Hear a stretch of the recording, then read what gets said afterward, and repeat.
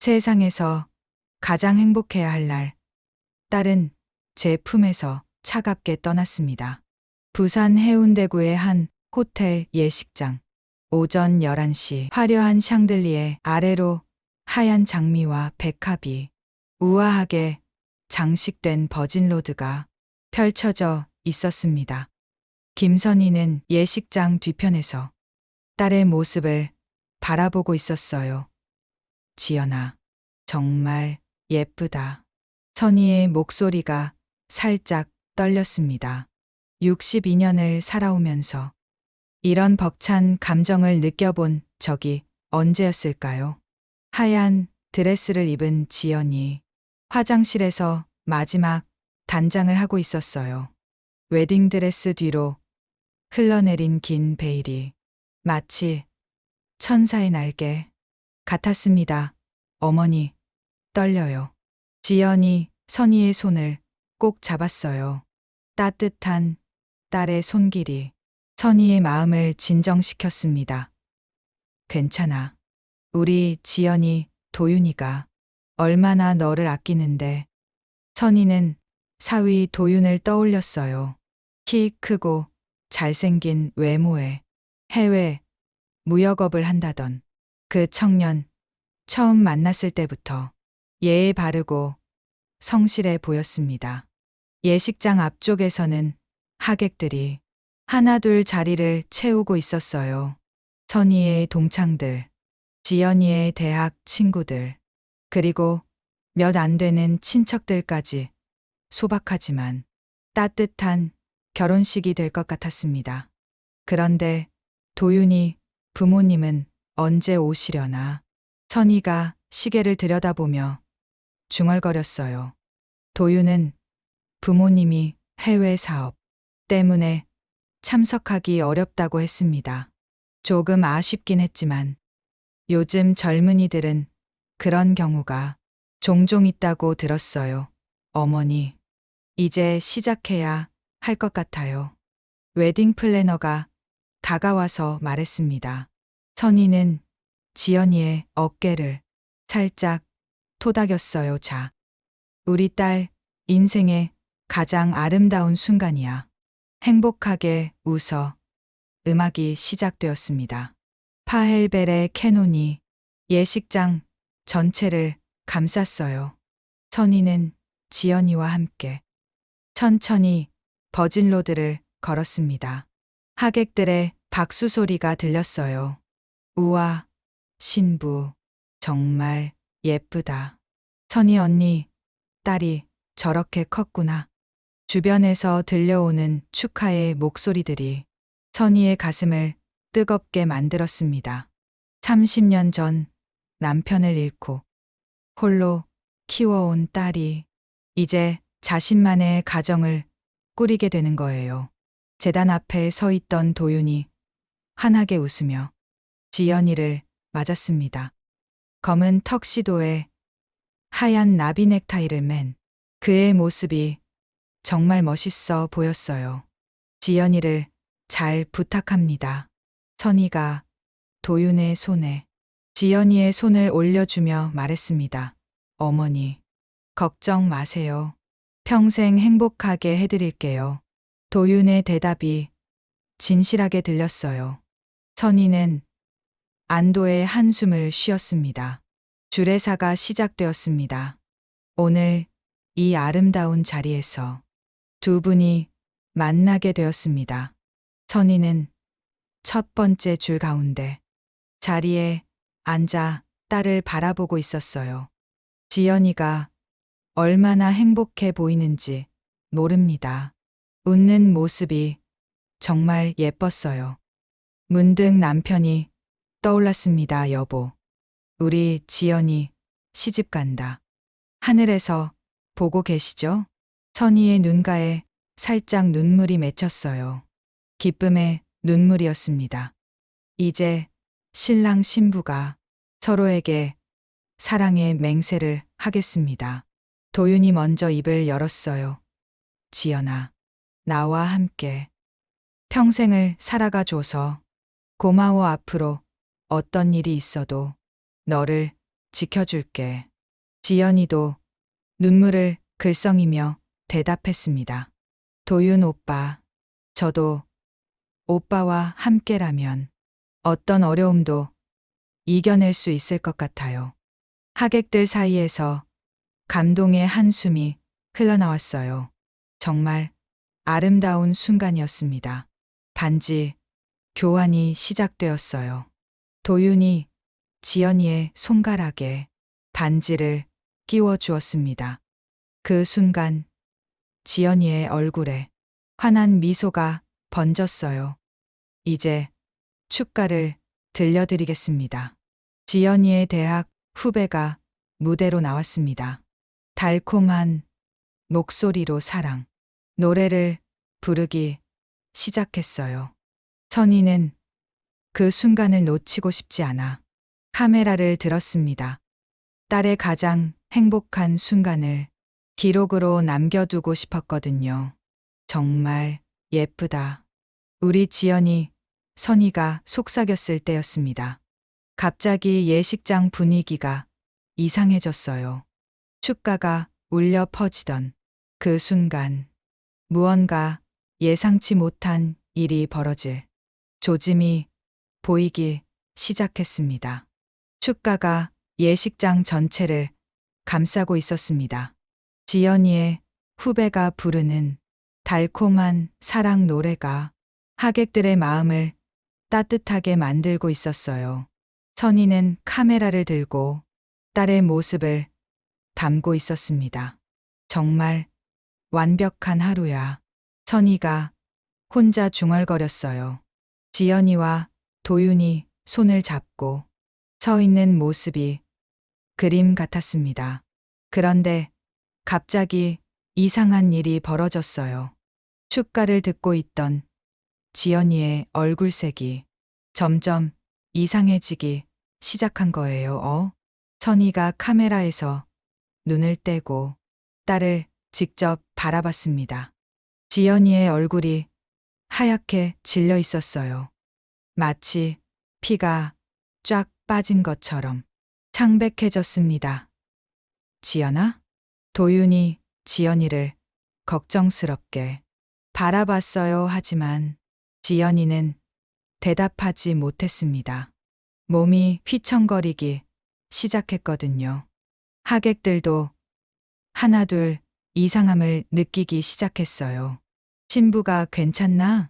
얼굴이 왜 저렇게 하얘? 웅성거리는 소리가 예식장 여기저기서 들려왔습니다. 축가를 부르던 후배도 당황해서 노래를 멈췄어요. 지연아, 괜찮아? 선희가 자리에서 벌떡 일어났습니다. 딸에게 무슨 일이 벌어지고 있는 건지 알 수가 없었어요. 가슴이 쿵쾅쿵쾅 뛰기 시작했습니다. 그 순간이었어요. 지연이가 갑자기 입에서 피를 토하기 시작했습니다. 으악, 예식장 전체가 순식간에 아수라장이 되었어요. 하얀 웨딩드레스에 빨간 피가 튀었습니다. 지연이는 그대로 바닥에 쓰러졌어요. 지연아, 선희의 절규가 예식장 전체를 울렸습니다. 선희는 미친 듯이 달려가서 딸을 안았어요. 지연이의 몸이 축 늘어져 있었습니다. 지연아, 지연아, 정신 차려. 선희가 딸의 뺨을 살살 때렸지만 지연이는 반응이 없었어요. 눈을 감고 있었고 숨소리도 들리지 않았습니다. 119에 신고했어요. 누군가가 큰 소리로 외쳤습니다. 예식장은 완전히 혼란에 빠졌어요. 하객들은 어떻게 해야 할지 몰라 우왕좌왕했습니다. 지연아, 엄마야, 엄마 목소리 안 들려? 선희의 손이 딸의 차가운 얼굴을 어루만졌어요. 방금 전까지 환하게 웃고 있던 딸이었는데 이제는 완전히 의식을 잃어버렸습니다. 도윤도 당황한 기색을 감추지 못했어요. 지연아, 괜찮아. 곧 병원 갈 거야. 하지만 도윤의 목소리는 어딘가 떨리고 있었습니다. 진짜 걱정하는 건지 아니면 다른 이유 때문인지 알 수 없었어요. 응급차 사이렌 소리가 들렸습니다. 길 비켜주세요. 응급구조사들이 들것을 들고 예식장으로 뛰어들어왔어요. 선희는 딸의 손을 놓고 싶지 않았지만 구조사들이 지연이를 들것으로 옮겼습니다. 보호자분은 같이 타세요. 네, 네. 선희가 응급차에 올라탔어요. 도윤도 함께 탔습니다. 응급차 안에서 선희는 딸의 손을 꼭 잡고 있었어요. 지연아, 엄마가 여기 있어. 괜찮을 거야 하지만 지연이는 여전히 반응이 없었습니다. 응급구조사가 산소 마스크를 씌우고 심전도를 찍고 있었어요. 혈압이 계속 떨어지고 있습니다. 구조사의 긴급한 목소리가 들렸어요. 선희의 가슴이 더욱 조여왔습니다. 병원에 도착했을 때 의료진들이 지연이를 응급실로 데려갔어요. 선희와 도윤은 응급실 밖에서 기다려야 했습니다. 괜찮을 거예요. 어머니, 도윤이 선희를 위로했지만 선희는 너무 걱정돼서 아무 말도 할 수 없었어요. 1시간이 지났습니다. 2시간이 지났습니다. 의사가 나오지 않았어요. 마침내 응급실 문이 열렸습니다. 의사가 심각한 표정으로 나왔어요. 보호자분들께서는 어디 계신가요? 여기요, 여기요. 선희가 벌떡 일어났습니다. 의사의 표정이 너무 어두웠어요. 죄송합니다. 최선을 다했지만 의사의 말이 끝나기도 전에 선희의 다리에 힘이 빠졌습니다. 급성 심정지로 보입니다. 사망 판정을 내렸습니다. 뭐라고요? 선희가 믿을 수 없다는 표정으로 의사를 바라봤어요. 방금 전까지 환하게 웃던 딸이 죽었다니. 이런 일이 어떻게 가능한 거죠? 아니에요. 아니라고요. 선희가 소리를 질렀습니다. 도윤이 선희를 붙잡으려 했지만 선희는 응급실 안으로 뛰어들어갔어요. 침대에 누워있는 딸의 모습을 보는 순간 선희의 세상이 무너졌습니다. 방금 전까지 신부였던 지연이가 하얀 이불에 덮여 차갑게 누워 있었어요. 지연아, 지연아. 선희의 절규가 병원 복도 전체를 울렸습니다. 세상에서 가장 행복했던 하루가 세상에서 가장 절망적인 하루로 바뀌어버린 순간이었습니다. 사흘이 지났습니다. 부산 시내의 한 장례식장. 국화꽃향이 가득한 빈소에서 선희는 딸의 영정사진을 바라보고 있었어요. 하얀 웨딩드레스를 입고 환하게 웃고 있는 지연이의 모습이 영정 속에 있었습니다. 지연아. 선희의 목소리가 쉬어 있었어요. 사흘 동안 울고 또 울어서 목이 완전히 망가져 있었거든요. 조문객들이 하나둘 찾아왔습니다. 지연이의 대학 동창들, 선희의 교사 시절 제자들, 친척들까지 모두 충격에 빠져 있었어요. 선희 언니, 정말 어떻게 이런 일이 하늘에서 보고 계실 거야. 지연이가 위로의 말들이 계속 들렸지만 선희에게는 아무것도 귀에 들어오지 않았습니다.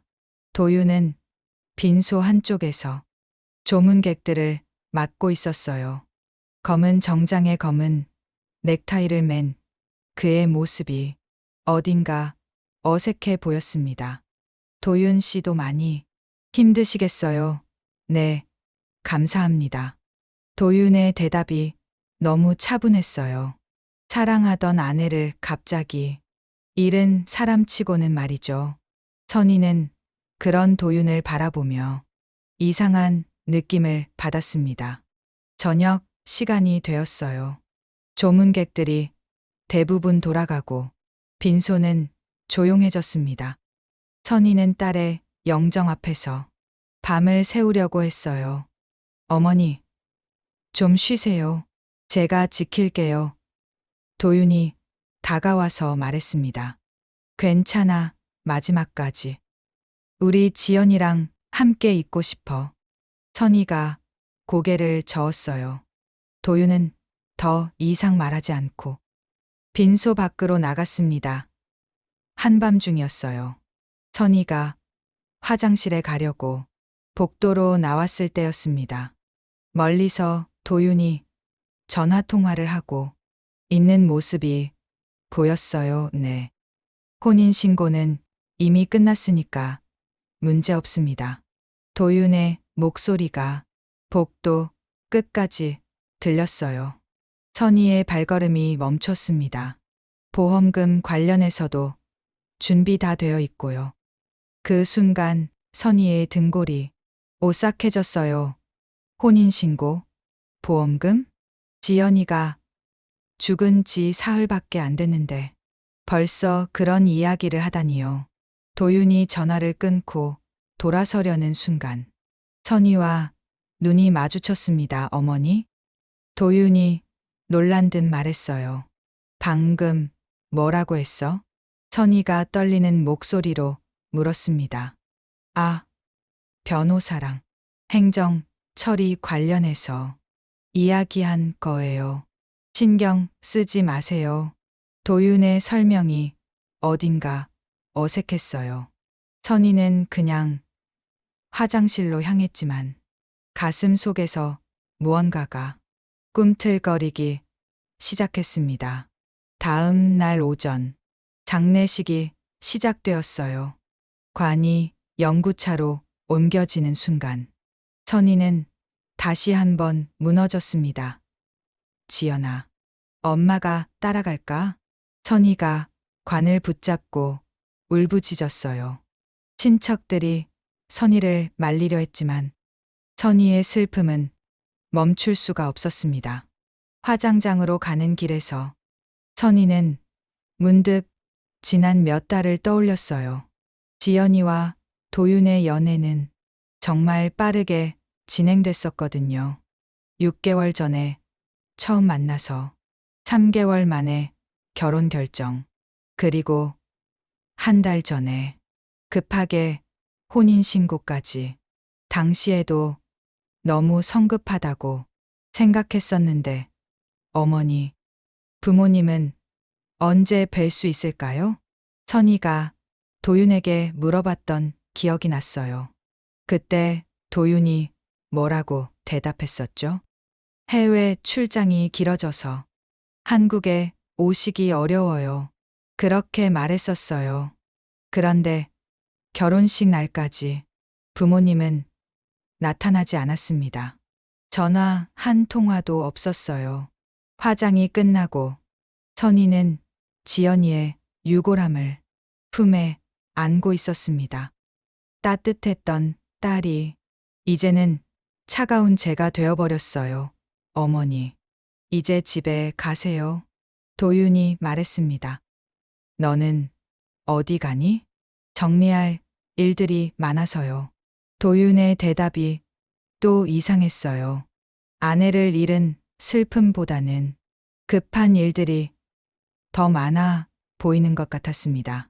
집으로 돌아온 선희는 지연이의 방에 유골함을 모셨어요. 딸이 쓰던 물건들을 보니 눈물이 또 흘렀습니다. 그때 지연이의 서랍에서 병원 처방전 하나를 발견했어요. 소화제? 지연이가 최근 몇 달 동안 자주 배가 아프다고 했던 기억이 났습니다. 그때마다 스트레스 때문이라고 생각했었는데 결혼 준비 때문에 스트레스 받나 보다 그렇게 넘어갔었어요. 하지만 지금 생각해보니 이상했습니다. 건강했던 딸이 왜 갑자기 자꾸 배가 아프다고 했을까요? 선희는 처방전을 자세히 들여다봤어요. 2개월 전부터 계속 받아온 소화제였습니다. 그런데 왜 갑자기 급성 심정지로 죽었을까요? 밤늦게 선희는 잠들지 못하고 뒤척이고 있었어요. 머릿속에서 계속 맴도는 것이 있었거든요. 도윤의 전화통화 내용, 너무 성급했던 결혼, 나타나지 않은 시부모, 그리고 지연이의 계속된 복통까지. 설마 그런 건 아니겠지. 선희가 혼자 중얼거렸어요. 하지만 어머니의 직감이 계속 무언가 이상하다고 속삭이고 있었습니다. 단순한 급성 심정지가 아닐지도 모른다는 불길한 생각이 머릿속을 떠나지 않았어요. 장례가 끝나고 일주일이 지났습니다. 선희는 친척들이 모인 자리에서 입을 열었어요. 나는 우리 지연이가 그냥 죽은 게 아니라고 생각해. 식탁에 앉아 있던 모든 사람들이 선희를 쳐다봤습니다. 지연이의 고모, 삼촌, 그리고 사촌 동생들까지 모두 놀란 표정이었어요. 언니, 무슨 소리야? 지연이의 고모가 먼저 말했습니다. 도윤이가 뭔가 이상해.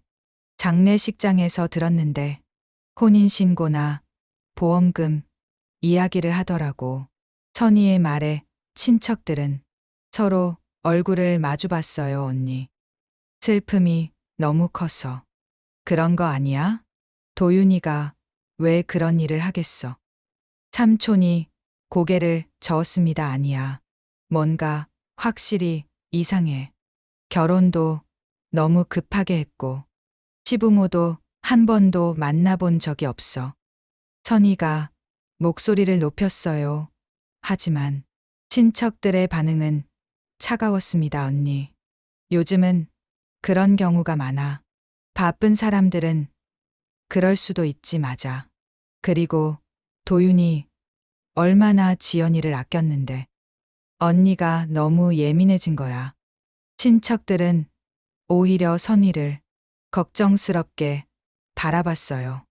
마치 선희가 정신적으로 문제가 있는 사람처럼 취급하고 있었습니다.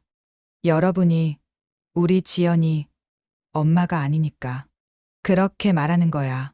선희가 소리를 질렀어요. 친척들은 당황해서 아무 말도 할 수 없었습니다. 언니, 진정해.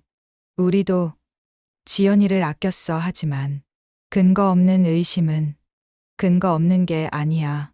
분명히 뭔가 있어. 선희의 목소리가 떨렸습니다. 하지만 아무도 선희의 말을 믿어주지 않았어요. 며칠 후 도윤이 선희를 찾아왔습니다. 선희가 친척들에게 말한 내용이 도윤에게 전해진 것 같았어요. 어머니, 저랑 이야기 좀 할 수 있을까요? 도윤의 표정이 평소와 달랐습니다. 좀 더 차갑고 경계하는 듯한 눈빛이었어요. 무슨 이야기? 선희가 경직된 목소리로 물었습니다. 어머니께서 저에 대해 이상한 말씀들을 하신다고 들었습니다. 도윤이 직설적으로 말했어요. 이상한 게 아니라 사실을 말한 거야. 너 그날 밤에 보험금 이야기했잖아. 선희도 맞서서 대답했습니다. 어머니, 그건 당연한 행정 처리였어요. 지연이가 죽으면서 처리해야 할 일들이 많거든요. 도윤의 설명이 논리적으로 들렸어요. 하지만 선희는 뭔가 석연치 않았습니다. 그래도 너무 빨리 처리하려는 거 아니야? 어머니, 슬픔이 크시니까 모든 걸 의심스럽게 보시는 거예요. 도윤이 한 걸음 더 다가왔습니다. 그리고 말씀드리지만 근거 없는 의심으로 저를 범죄자 취급하시면 명예훼손이 될 수도 있어요. 그 말을 들은 순간 선희의 몸이 굳어버렸어요. 도윤이 협박을 하고 있는 건가요? 지연이 아빠 없이 혼자 키운 딸인데 이제 사위한테 협박까지 받아야 하는 거야? 선희의 목소리가 떨렸습니다. 협박이 아니에요. 그냥 조심하시라는 말씀이에요. 도윤이 냉정하게 말하고 나서 집을 나갔어요. 선희는 혼자 남겨진 채로 무너져 내렸습니다. 그날 밤 선희는 지연이의 절친한 친구 수지에게 전화를 걸었어요. 수지야, 이모야, 이모님. 안녕하세요. 많이 힘드시죠? 수지의 목소리가 따뜻했습니다. 수지야, 지연이가 최근에 몸이 안 좋다고 한 적 있니? 네. 아, 배가 자주 아프다고 했어요. 스트레스 때문인 줄 알았는데 역시 그랬어요. 지연이가 수지에게도 복통 이야기를 했었던 거예요. 그런데 이모님, 왜 그런 걸 물어보세요? 아니야. 그냥 선희는 수지에게도 의심을 말할 수가 없었어요. 벌써 친척들한테서 미친 사람 취급을 받고 있는데 수지한테까지 그런 소리를 들을 수는 없었거든요. 전화를 끊고 나서 선희는 텅 빈 집에 혼자 앉아 있었어요. 지연이의 유골함만이 선희와 함께 있을 뿐이었습니다.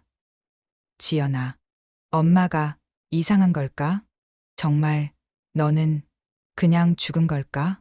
선희가 유골함에 대고 물어봤어요. 물론 대답은 없었습니다.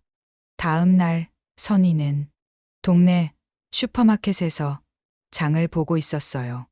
그런데 뒤에서 수근거리는 소리가 들렸습니다.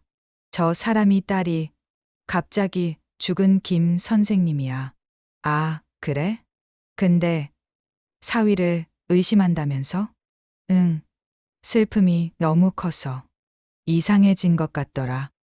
동네 사람들까지 선희를 이상한 사람으로 보고 있었어요. 선희는 장바구니를 들고 급하게 집으로 돌아왔습니다. 집에 도착해서 거울을 봤어요. 거울 속에 자신이 정말 이상해 보였습니다.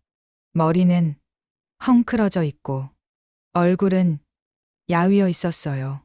정말 정신적으로 문제가 있는 사람같이 보일 수도 있겠다는 생각이 들었습니다. 혹시 내가 정말 이상한 건가? 선희가 자신을 의심하기 시작했어요. 모든 사람들이 선희를 이상하게 본다면 정말 선희가 틀렸을 수도 있는 거였어요. 하지만 그때 지연이의 방에서 또 다른 처방전을 발견했습니다.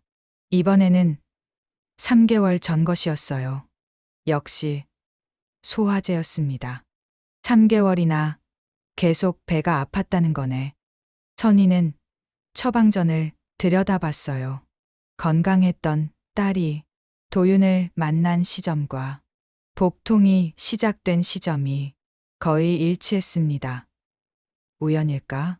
정말 우연일까? 선희의 마음속에서 어머니의 본능이 다시 고개를 들었어요. 모든 사람이 자신을 이상하게 봐도 딸에 대한 의심만은 포기할 수 없었습니다. 지연이가 죽은 지 2주가 지났습니다. 선희는 구청 민원실에서 사망신고서를 처리하고 있었어요. 마지막 행정 절차였습니다. 신고서 작성하시면 됩니다. 담당 공무원이 서류를 건네주었어요. 선희는 떨리는 손으로 펜을 잡았습니다. 딸의 죽음을 공식적으로 신고하는 일이 이렇게 힘들 줄은 몰랐어요. 그런데 어머님 혼인신고 증인 서명이 어머님 성함으로 되어 있네요. 담당자가 다른 서류를 보며 말했습니다. 네. 뭐라고요? 선희가 놀라서 되물었어요. 혼인신고서 증인란에 김선희님으로 서명되어 있습니다. 담당자가 서류를 보여주었어요. 선희는 그 서류를 자세히 들여다봤습니다. 분명히 자신의 이름이 적혀 있었어요. 그런데 그 글씨가 자신의 글씨가 아니었습니다. 이거 제가 쓴 글씨가 아닌데요. 선희의 목소리가 떨렸어요. 네. 그럴 리가요. 본인이 직접 서명하신 거 아닌가요? 담당자도 당황스러워했습니다. 아니에요. 저는 혼인신고할 때 증인으로 서명한 적이 없어요. 선희가 단호하게 말했어요. 그 순간 머릿속이 하얘졌습니다. 도윤이 선희의 이름을 위조해서 혼인신고를 했다는 뜻이었거든요. 그럼 이건 위조인가요? 담당자가 심각한 표정으로 물었습니다. 위조예요. 분명히 위조라고요. 선희의 목소리가 높아졌어요. 구청 민원실에 있던 다른 사람들이 모두 선희를 쳐다봤습니다. 어머님, 일단 진정하시고 경찰서에 신고하시는 게 좋겠어요. 담당자가 조심스럽게 말했습니다. 선희는 급하게 구청에서 나왔어요. 가슴이 두근두근 뛰고 있었습니다. 드디어 확실한 증거를 찾은 거예요. 역시 뭔가 이상했어. 선희가 혼자 중얼거렸습니다. 이제 친척들도 동네 사람들도 선희를 이상한 사람이라고 할 수 없을 거예요. 집으로 돌아가는 길에 선희는 보험회사에 들렀어요. 지연이의 보험 상황을 확인해 보고 싶었거든요. 지연이 보험금 관련해서 문의드리려고 왔어요. 네. 어떤 문의신가요? 보험회사 직원이 친절하게 물었습니다. 수익자가 누구로 되어 있는지 확인하고 싶어요. 신분증 확인하겠습니다. 직원이 컴퓨터를 확인했어요. 그런데 직원의 표정이 이상해졌습니다. 어머님, 수익자가 남편분으로 변경되어 있네요. 네. 언제요? 선희가 깜짝 놀라서 물었어요. 한 달 전에 변경 신청이 들어왔습니다. 본인이 직접 신청하신 것으로 되어 있네요. 직원이 서류를 보여주었어요. 지연이의 서명이 있었습니다. 보험금이 얼마나 되나요? 5억 원입니다. 그 말을 들은 순간 선희의 다리에 힘이 빠졌어요. 5억 원이라니요. 그 거액의 돈이 도윤에게 가게 되어 있었던 거예요. 그런데 지연이가 언제 이런 신청을 했을까요? 선희가 물었습니다. 결혼 준비하시면서 변경하신 것 같네요. 배우자로 바꾸는 경우가 많거든요. 직원의 설명이 합리적으로 들렸어요. 하지만 선희는 이상했습니다. 지연이가 그런 이야기를 한 번도 하지 않았거든요. 보험회사에서 나온 선희는 바로 경찰서로 향했어요. 이제는 확실한 증거들이 있었습니다. 신고하러 왔습니다. 무슨 신고인가요? 경찰관이 물었습니다. 사위가 제 딸을 죽였을 수도 있어요. 선희의 말에 경찰관이 놀란 표정을 지었어요. 어머님, 차근차근 설명해 주세요. 선희는 지금까지 있었던 일들을 모두 설명했어요. 위조된 혼인신고서, 5억 원의 보험금, 도윤의 수상한 행동들까지 모든 것을 말했습니다. 일단 신고 접수는 하겠습니다. 하지만 구체적인 증거가 더 필요해요. 경찰관이 말했어요. 부검을 해주세요. 우리 지연이를 부검해주세요. 선희가 간절하게 부탁했습니다. 부검은 검찰 승인이 있어야 가능합니다. 그리고 이미 화장을 하셨으니 아직 안 했어요. 아직 화장 안 했어요. 선희가 소리쳤어요. 다행히 선희가 화장을 미루고 있었던 거예요. 뭔가 석연치 않아서 계속 미루고 있었거든요. 그러면 검찰에 부검 신청을 해보겠습니다. 경찰관이 말했습니다. 며칠 후 검찰에서 연락이 왔어요. 부검 승인이 났습니다. 선희는 그 말을 듣고 주저앉았어요. 드디어 진실을 알 수 있게 된 거였습니다. 부검이 진행되는 동안 선희는 초조하게 기다렸어요. 만약 정말 자연사였다면 어떻게 하죠? 그러면 선희는 정말 미친 사람이 되는 거예요. 하지만 어머니의 본능은 계속 무언가 이상하다고 말하고 있었습니다. 3일 후 드디어 부검 결과가 나왔어요. 담당 의사가 선희를 불렀습니다. 부검 결과를 말씀드리겠습니다. 의사의 표정이 심각했어요. 혈액에서 비소가 검출되었습니다. 그 말을 들은 순간 선희의 눈앞이 캄캄해졌어요. 최소 2개월 이상 지속적으로 투여된 흔적이 있습니다. 급성 중독으로 인한 심정지가 사인입니다. 의사의 설명이 계속되었지만 선희에게는 아무것도 들리지 않았어요. 우리 지연이가 독살당한 거예요? 선희가 떨리는 목소리로 물었습니다. 네.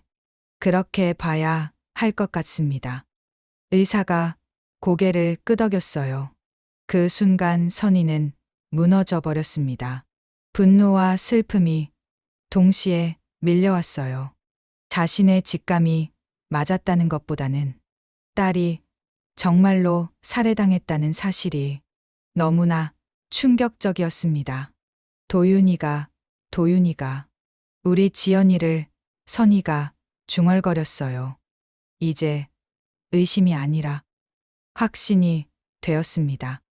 도윤이 지연이를 독살한 거였어요. 부검 결과가 나온 다음 날 선희는 경찰서에서 정식 조사를 받았습니다. 이번에는 경찰들의 태도가 완전히 달라져 있었어요. 김선희 씨 따님의 부검 결과 비소 중독으로 확인됐습니다. 담당 형사가 진지한 표정으로 말했어요. 그럼 이제 도윤이를 잡을 수 있는 거죠? 선희가 간절한 목소리로 물었습니다. 수사를 시작하겠습니다.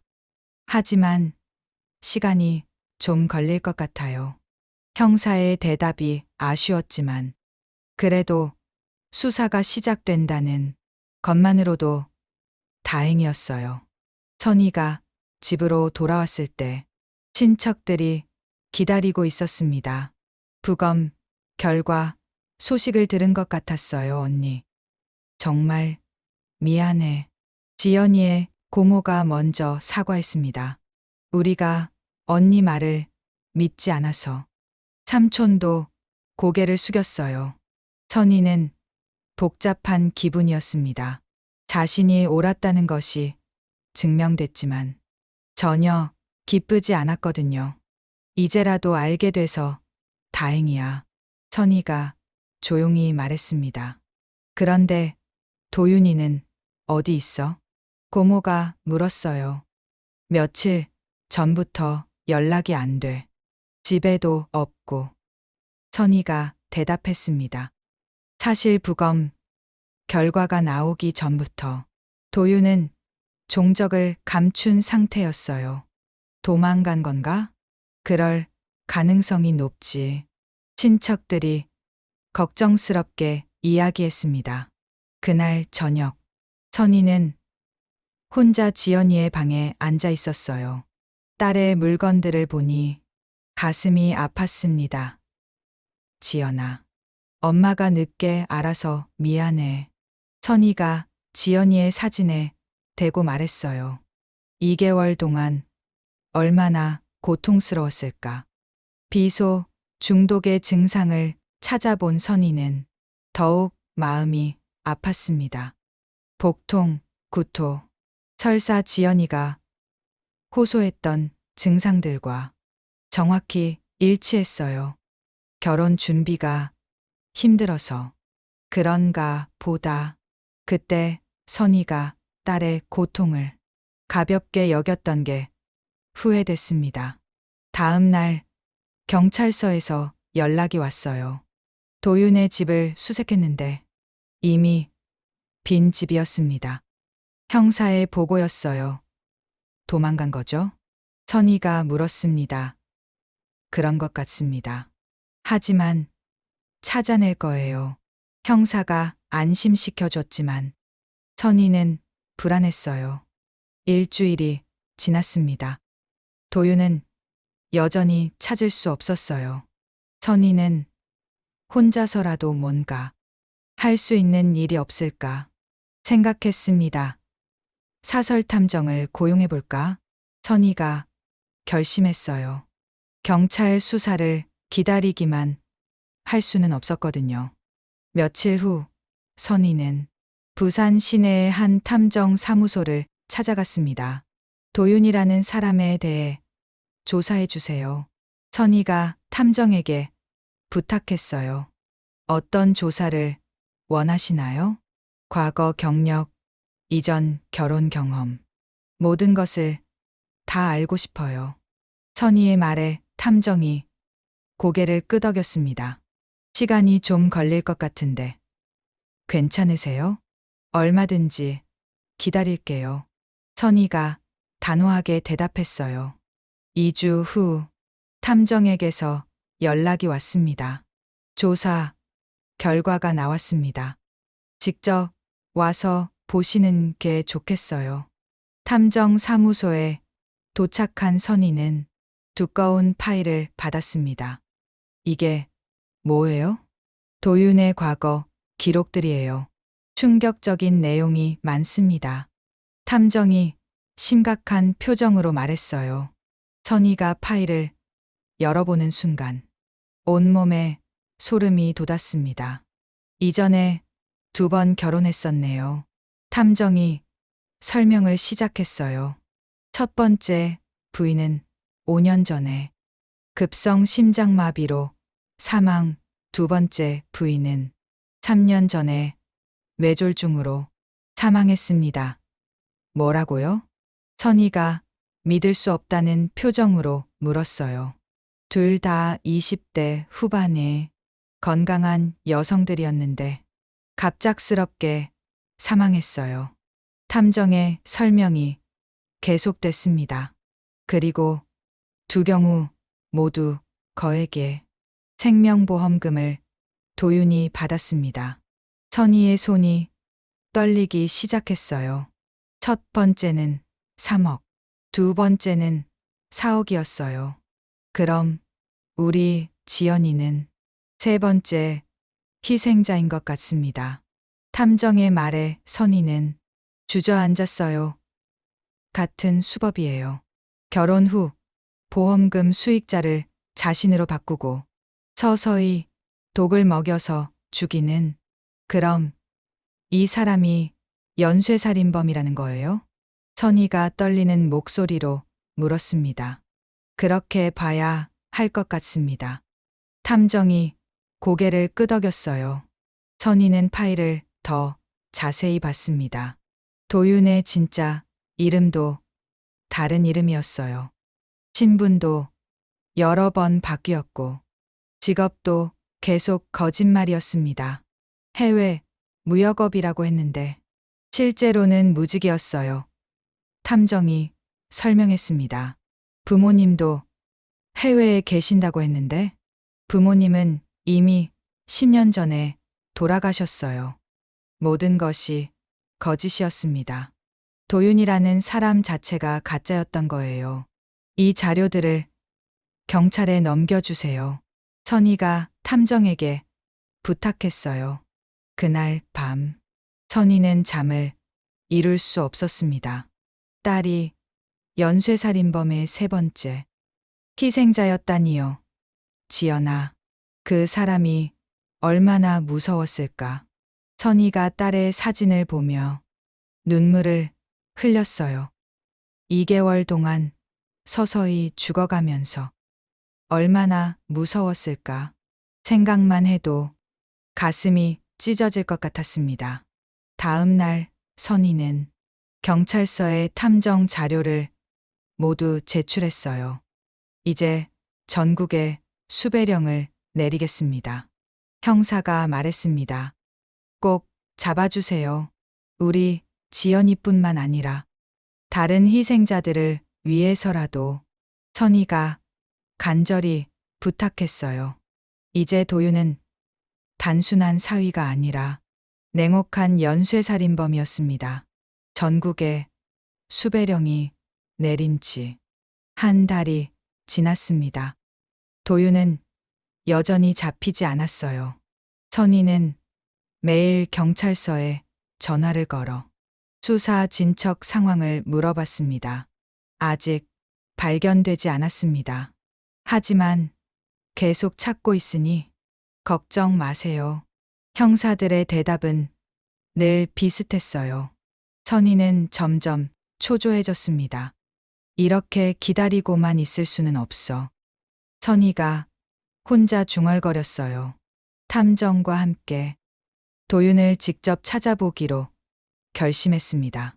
도윤이 숨을 만한 곳들을 체크해 봤는데요. 탐정이 지도를 펼쳐놓고 설명했어요. 친척집, 이전 거주지, 자주 다녔던 곳들 모두 확인해 봤지만 흔적이 없어요. 그럼 어디로 갔을까요? 선희가 답답해했어요. 아마 이름을 또 바꿔서 다른 지역으로 갔을 가능성이 높습니다. 탐정의 말에 선희는 더욱 절망스러워졌어요. 그럼 영원히 못 찾는 건가요? 포기하지 마세요. 분명히 실수를 할 거예요. 탐정이 선희를 격려했습니다. 그로부터 일주일 후 드디어 소식이 들려왔어요. 잡혔습니다. 형사가 선희에게 전화를 걸었어요. 정말요? 어디서요? 선희가 흥분해서 물었습니다. 서울에서 다른 이름으로 살고 있다가 걸렸어요.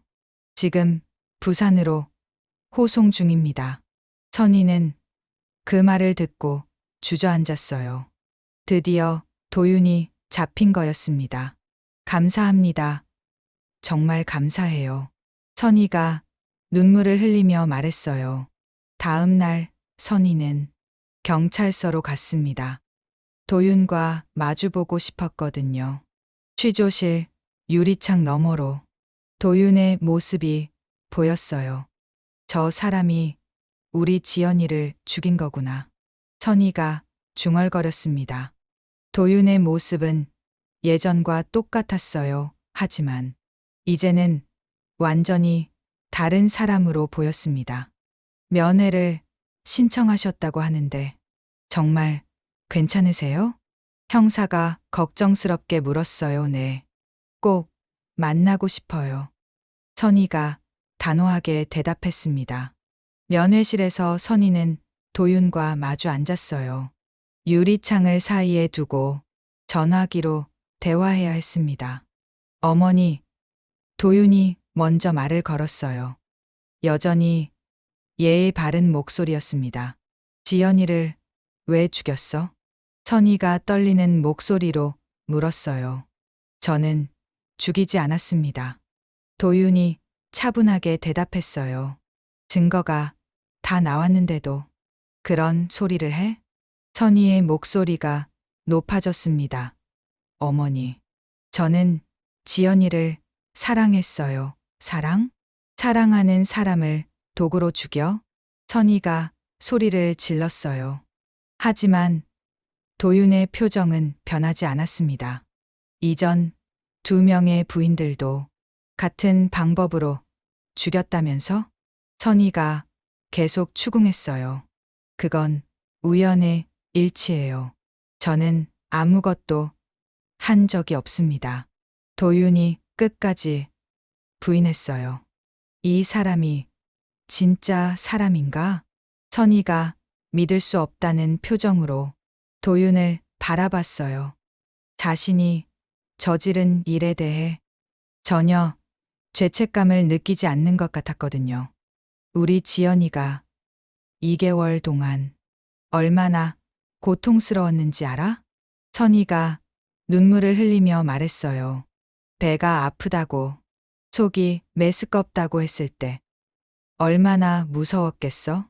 도윤은 여전히 무표정했어요. 왜 대답을 안 해? 선희가 유리창을 두드렸어요. 어머니, 진정하세요. 도윤이 오히려 선희를 진정시키려 했습니다. 지연이가 당신을 얼마나 사랑했는데, 결혼식 전날까지도 행복해했는데, 선희의 절규가 면회실을 울렸어요. 그런 딸을 어떻게 그렇게 잔인하게 죽일 수 있어? 하지만 도윤은 끝까지 자신의 죄를 인정하지 않았어요. 저는 억울합니다. 저는 아무것도 안 했어요. 면회 시간이 끝났습니다. 선희는 도윤을 마지막으로 바라봤어요.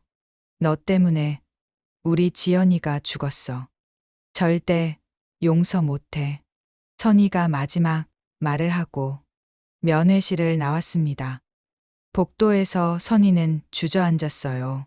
도윤과 마주본 것만으로도 너무 힘들었거든요. 괜찮으세요?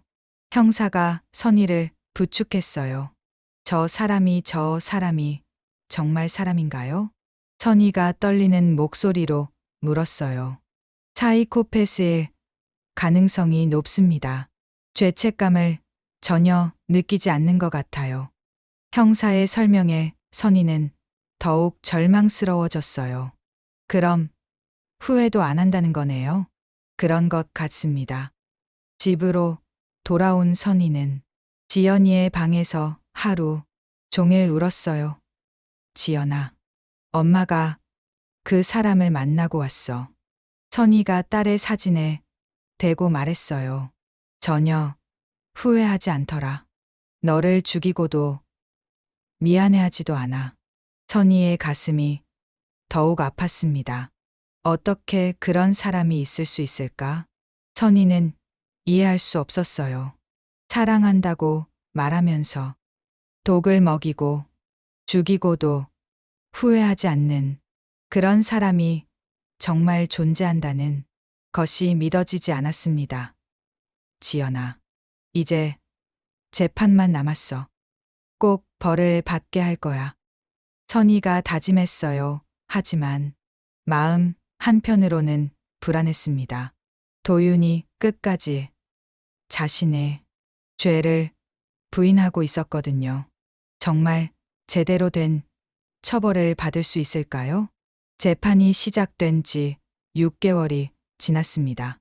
선희는 매일 법정에 나가 도윤의 재판 과정을 지켜봤어요. 검사가 제시한 증거들은 확실했습니다. 부검 결과, 위조된 서명, 보험금 수익자, 변경, 그리고 이전 2명의 부인들과 동일한 수법까지. 피고인 도윤은 고의로 피해자에게 비소를 투여하여 살해했습니다. 검사가 법정에서 단호하게 말했어요. 하지만 도윤의 변호사는 끝까지 무죄를 주장했습니다. 직접적인 투여 증거가 부족합니다. 피고인이 언제, 어떻게 비소를 투여했는지 명확하지 않습니다. 변호사의 주장에 선희는 분노했어요. 저렇게 뻔한 증거들이 있는데 어떻게 무죄라고 할 수 있어?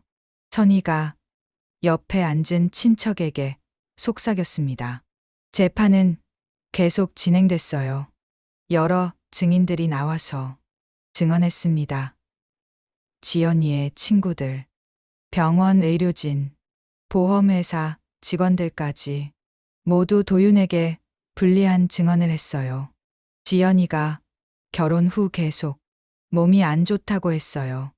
지연이의 친구 수지가 증인석에서 말했어요. 배가 아프고 구토를 자주 한다고 했는데 스트레스 때문인 줄 알았어요.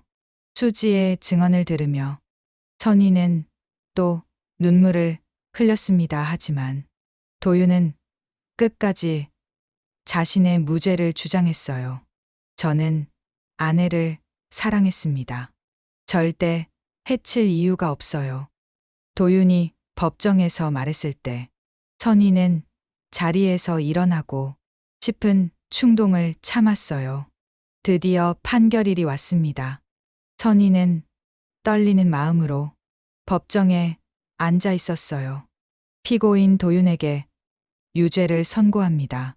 재판장의 첫 마디에 선희는 안도했어요. 하지만 직접적인 투여 과정에 대한 명확한 증거가 부족하여 재판장의 말이 계속됐습니다.